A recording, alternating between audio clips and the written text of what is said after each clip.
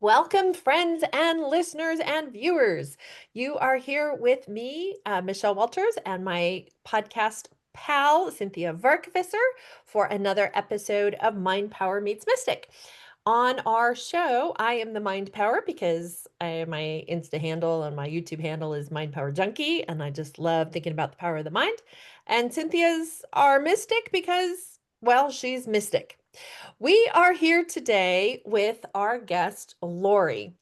Lori Colombo is a national board certified health and wellness coach with 20 plus years of experience working as a health coach, nutrition coach, wellness expert, certified massage therapist, and advanced body worker.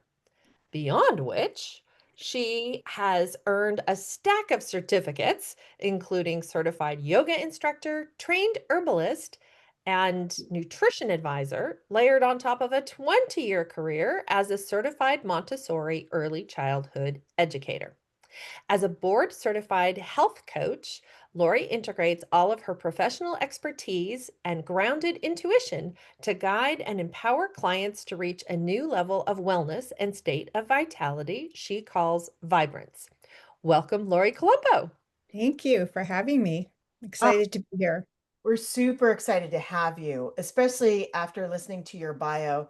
You can see in so many areas you're about holistic wellness, right? Mind, body, Yes. and spirit. You could see it in your yoga practice. You can see it in your body work, in your Montessori work, right? Because in Montessori work, it's about freedom of choice and play. So Yes. you see the rhythm going through. Have you had that rhythm within you? Have you been aware of it since you were a baby, or when did you realize that this was within you, and how did you get started on this path? I used to say actually in my bio that I followed the spiritual breadcrumbs, and so have always worked very intuitively and moved along my path that way. And it was more like, well, this is the next thing, and this is the next thing, and this is the next thing, and this is the next thing.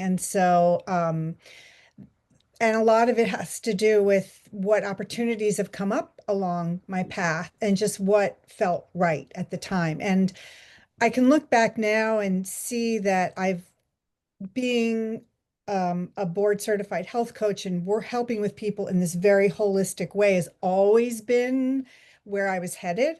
You can only see that when you're further down the path. But there were just a lot of times I could have become a registered dietitian or a nutritionist or even a doctor or have continued down the education path. And none of those felt right. And so I just kind of have always done the next thing that lit me up and that just made sense and just seemed like the right next step. So I've always been guided by my intuition in that way, and that's how I work a lot with clients that are open to that. Oh, Totally. I think that's great. As some of our listeners know, I met Cynthia because she was my intuition teacher. Way back in the day, I felt like that was something that I wanted to develop in me. And there were these classes at a bookstore on the Berkeley Oakland border, and I got to go and meet Cynthia and some other great folks. And, learning to incorporate your intuition in your work is powerful, and it's not always encouraged, Hmm. you Hmm. know? I mean, I'd be curious, Lori, as you were attempting or trying to follow your intuition, if you ever ran into places where you were like, "Oh, wow, this isn't me. This is, I'm coming up against things or people who don't appreciate me for knowing that side of myself." 100%. I mean, I think when you operate that way and the world doesn't, Mhm. I mean, even, you know, that's why I had to leave where I grew up because I just felt like I don't belong here. This isn't, where I can you operate in that way. So I had to move to California um, in order to be that way. And even my journey out here has been like that. But to get here, I kind of made my way.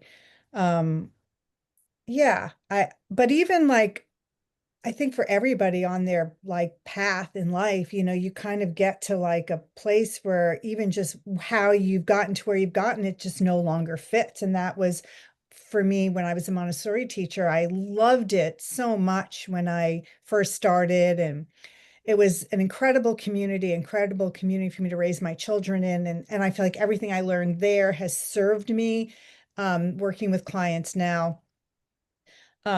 And I feel like just the little kids are just so filled with magic. And but then it was just like, oh, this isn't it anymore. And so, sometimes you're kind of in that place where you don't know what the next thing is. And that's just how it goes. There's a quick thing that happened for me when I was doing my intuitive work. My teacher actually kicked me out of the nest, and now not permanently, but she kicked me out of the nest because I wanted instant gratification, right? I wanted not approval, but like, yes, you're right. So I could keep moving on. I needed that acknowledgement that she said, you know what? Why don't you go to handwriting analysis? And in handwriting analysis, because it's a science that, it's already backed. So you have your proof. You don't have to do that thing. And as I was going along, I realized I was giving everybody readings. And so I was kind of using the rules, but people were asking me about significant others and things that you couldn't get from handwriting analysis. You could use the probables based on law of averages, but not. And so then I was like, okay, I can do readings. And I love doing readings. So I'm going to pop back in. So when you realized that Montessori was no longer there for you, how did you make your leap to the next thing? Or was it like a sidestep that made it a leap to the next thing? Well, I pulled back because I didn't feel like I had the option of just stopping for different reasons. So I pulled back, I worked less, and I had kids, and I was married at the time to their dad, but he was traveling a lot for work. So I was the, main parent. And so there was just so much I could do. And I kind of felt like I just kept going.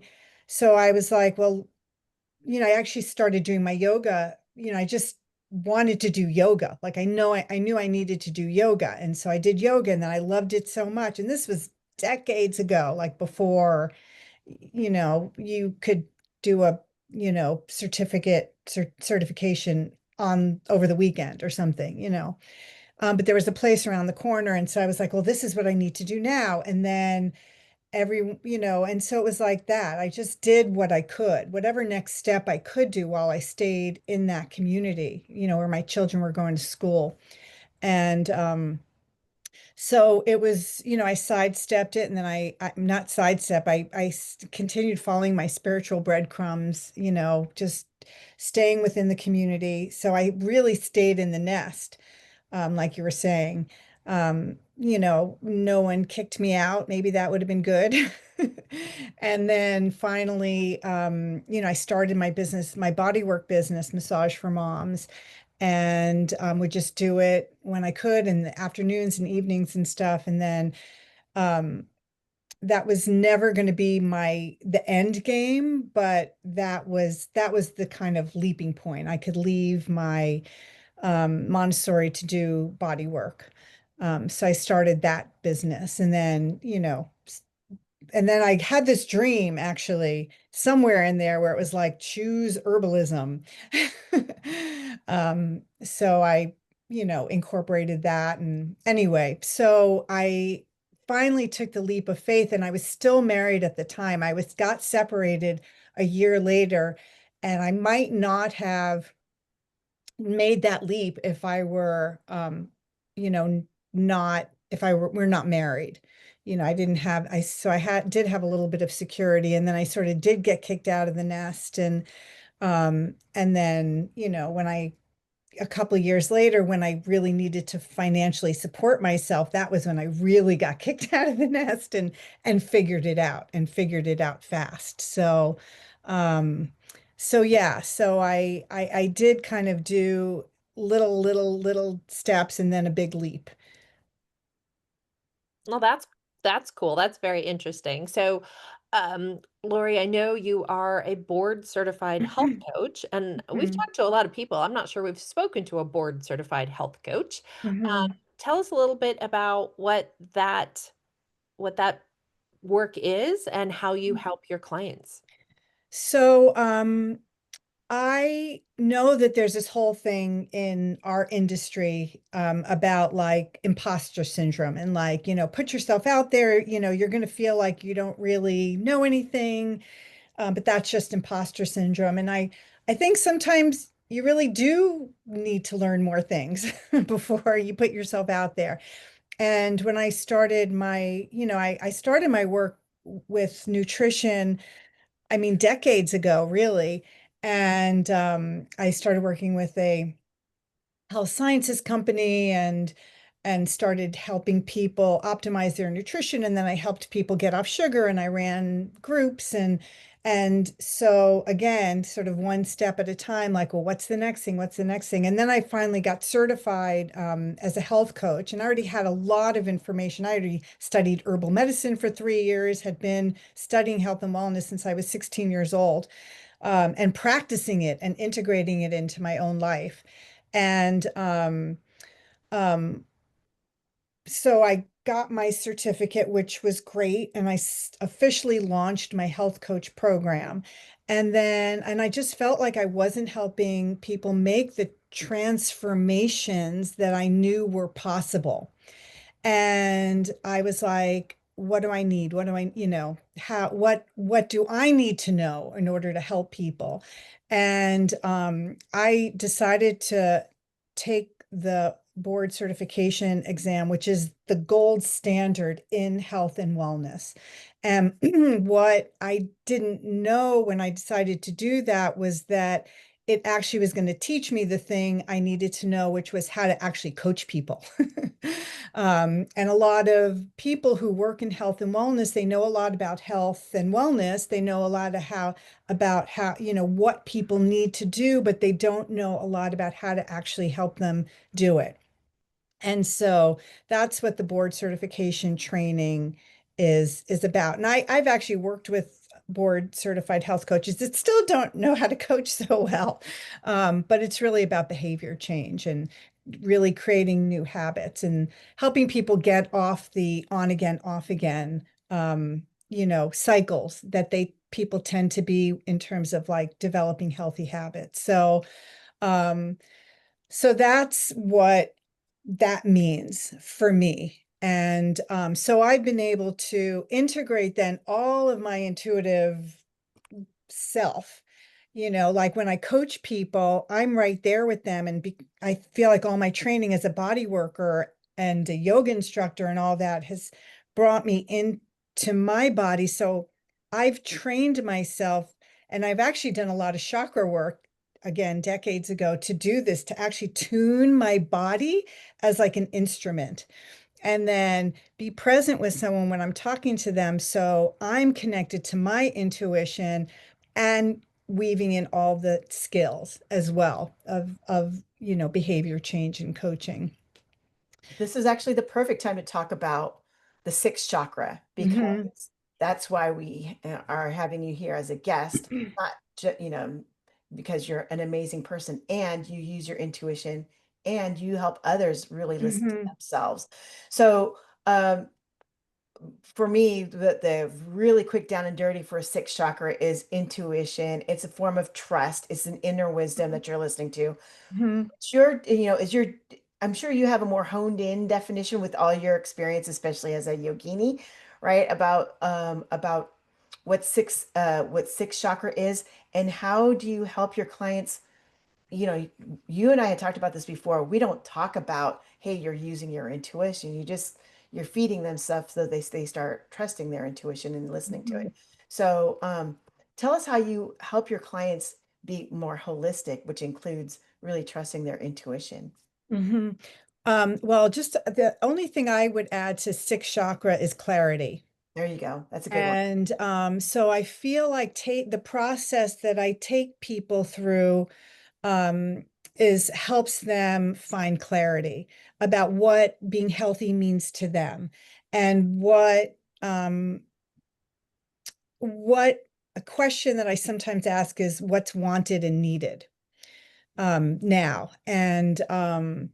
And also I do a meditation, more of a somatic meditation where I bring people into their bodies because I personally, I'd actually be curious to know, how you feel about this, but I feel like clarity's, is by being present in your own body. Um, and so I help people connect into their bodies as a way of accessing their intuition and their inner guidance and their inner wisdom. And then, the questions I ask people, and some are standard and some aren't. They're just come from being in the moment with them and you know, kind of just the right question coming at the right moment. So, um, and then my own intuitive hit about what someone is saying to me and my impression. And so sharing that, and then, people will say, yes, that's exactly it, or no, that's not it at all. Um, and then clarify. So it's that dialogue as well. So it's all of that. It's questions that I ask. It's bringing people into their bodies, and then it's me being present with them with my own intuition, helping them get to their own clarity and inner knowing. Well, that's great, Lori. I'm wondering if you can share with our listeners maybe either a real client success story or kind of a amalgamation of some clients, kind of rolled together. Who are they and hmm what problems do they bring to you and how do you help them solve those problems? And, hmm where did they start? Where did they finish? Because that's hmm people are always excited to hmm um, hear about other people's transformations. hmm Well, there's kind of a couple of different camps of people. Some of them are people who have put their self-care on the back burner for years and decades and don't feel good. And they kind of realize if they don't make changes to their health now, they're going to die or decline very quickly. Like they see the road ahead and it doesn't look good, and they want to do something. And often there's space in their lives to do it. Um, and then another sort of camp is people where something has shifted in their lives. They've had a baby and they're getting ready to go back to work, or they've gone back to work. And or they're a working mom with two little kids, which is kind of where I was when I started on this path, whole, really full on. And they need to help figuring out their self-care, um, given their circumstances, their lives in the moment. And then that ultimately will keep them from ending up years and decades putting their self-care on the back burner. So those are generally the two camps. And so I help people figure out again, where they are and what they want for themselves. And I do a visualization exercises for people that are want to and are willing to play with me, I like to say. And but if not, I ask them, I try to tap into what they envision for themselves. And but it's not like a carrot on a stick. Like I want to, I don't know. I so don't work like that. I've forgotten even an example, but it's more about how you want to live your life, how you want to show up, how you want to feel in your body. Like that's the vision statement. And so that every time, and then I help them, okay, so given where you are and where you want to be, what do you need to change? And people know.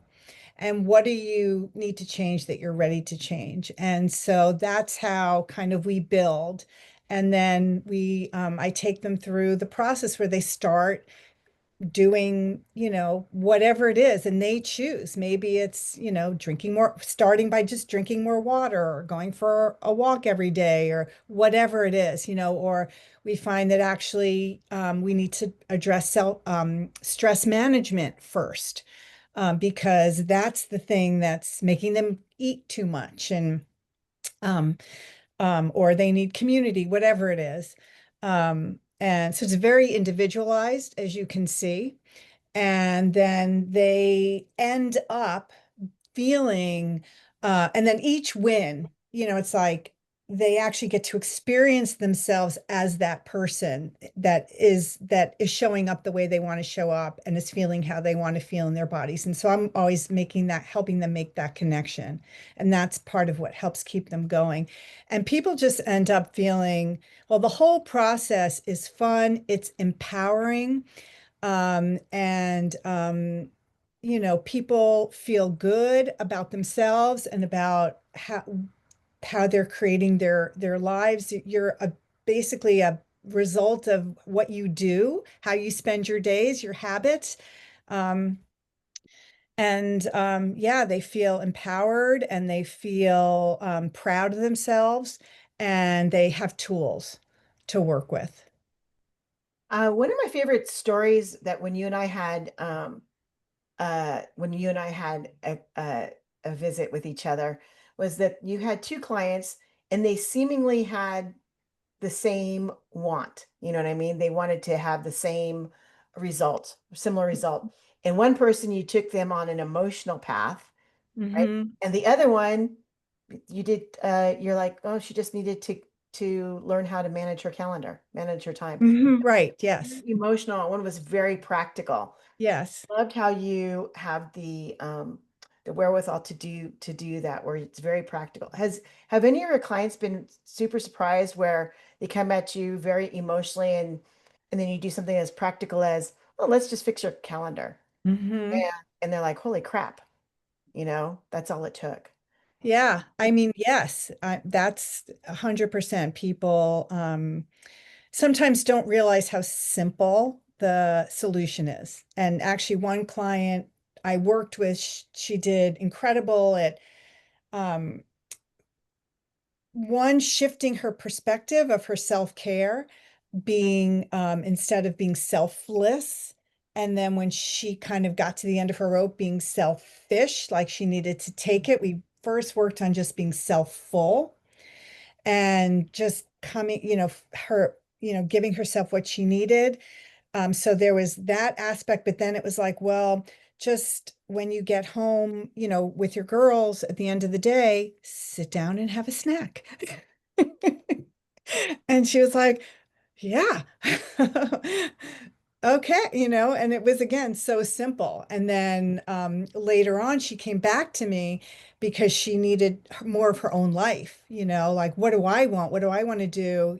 My husband gets to go do this and that, and I kind of feel like I'm missing out in life. And it's like, well, what are the things you love? And I just want, I want, and again, it was so simple. It was like, I can just take my kids to the farmer's market, which is where I love to go.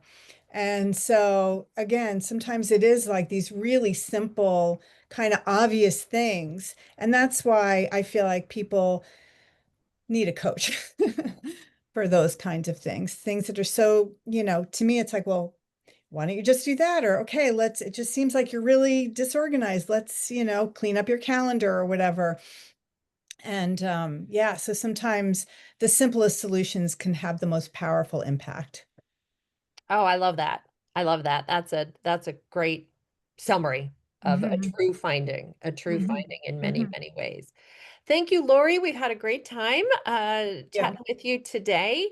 Is there anything you'd like to share with our listeners? Something on your website or a upcoming gig or Well, so I've got enrollments open now for my one-on-one coaching program. This time of year is a great time to start. People feel renewed in the fall to take care of themselves and actually, helping people figure out how they want to manage the holidays and then having them really start the new year on with some real true health goals for themselves and some true tools for how to get there. So you can visit my website, loricolombo.com, LORICOLOMBO.com, and read more about what I do, and you can sign up for a consult through there. Wonderful. Well, thank you so much, Lori. We've had a great time having Thank you you. on today's show. Super For fun. our listeners, we have been talking to Lori Colombo. She is a health coach. This is Michelle Walters. I'm the Mind Power part of Mind Power Meets Mystic, and my co-host has been Cinthia Varkevisser, our show Mystic. We want to remind you that we'd love it if you would follow us, give us a like, write us a review. It is part of help people find out about our show. And if this episode has been helpful, or you think there's someone who could benefit from learning about us and learning about Lori, please share it with a friend. Thanks and have a great day. Bye bye.